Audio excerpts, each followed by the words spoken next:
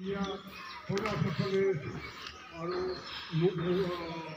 মুসলিম league এই চাৰিটা পাৰ্টিয়ে ইলেকশ্যন খেলিছিল। ইলেকশ্যনত কংগ্ৰেছ পাৰ্টিয়ে জিকিল আৰু প্ৰথম প্ৰধানমন্ত্ৰী হিচাপে আমাৰ অসম মুখ্য প্ৰধানমন্ত্ৰী হিচাপে ভাৰতৰ জৱাহৰলাল নেহৰু ডাঙৰীয়াই প্ৰথম ভাৰতৰ প্ৰধানমন্ত্ৰী হয়। প্ৰধানমন্ত্ৰী হোৱাৰ লগত সেই 1950 চনত পঞ্চবাৰ্ষিক পৰিকল্পনা তেখেতসকলে আৰম্ভ কৰে। পঞ্চবাৰ্ষিক পৰিকল্পনাত প্ৰথম আৰম্ভ কৰে বান, নদীৰ বান, তাৰপিছত হাইড্ৰ' প্ৰজেক্ট, ইলেক্ট্ৰিক সাৰ কাৰখানা। হাইড্ৰ' প্ৰজেক্ট আমাৰ অসমতো হৈছিল উমট্ৰুত হাইড্ৰ' প্ৰজেক্ট 1956 চনত কাৰ্যকৰী হয়। তাৰপিছতে এইটো আছিল হিমাচল প্ৰদেশত ভাটলা নাম বনাৰ পাছত আমাৰ হাইড্ৰ' প্ৰজেক্ট ইলেক্ট্ৰিক বুলি কয়। তাৰপিছত সাৰ কাৰখানা স্থাপন কৰে। পঞ্চবাৰ্ষিক ফাৰ্ষ্ট পৰিকল্পনাতে সাৰ কাৰখানা আমাৰ নামৰূপ, ভাটলা, নাংগল, পঞ্জাৱৰ নাংগল বা বিহাৰৰ তিনিদিন সাৰ কাৰখানা প্ৰথমতে আৰম্ভ কৰে। তাৰপিছত বানজী জলসিঞ্চন ব্যৱস্থা কৰিছিল। সেই হিচাপে ভাৰতত প্ৰথম পঞ্চবাৰ্ষিক পৰিকল্পনা।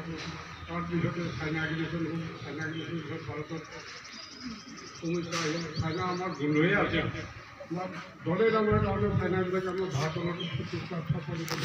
আজিও ভাৰতত চাইনাই শত্ৰু হিচাপে সেইকাৰণে চাই দলে দামৰ কাম চাই আমাৰ যেতিয়া প্ৰথম আমি স্বাধীনতা পাওঁ তেতিয়া ৰাজ্য ব্যৱস্থা স্থাপন কৰিবলৈ কিছুমান নেতাক বাছি দিছিল। আমাৰ অসমৰ প্ৰথম তেতিয়া ৰাজ্যৰ প্ৰধানমন্ত্ৰীয়ে কৈছিল। আমাৰ অসমৰ প্ৰধান মুখ্যমন্ত্ৰী আছিল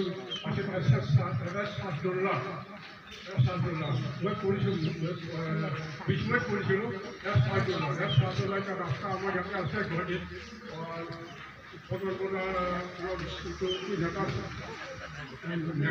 নেতাজীৰ চকৰ পৰা 80 ৰোড লাগিছে এইটো এছাদুল্লাহ ৰোড।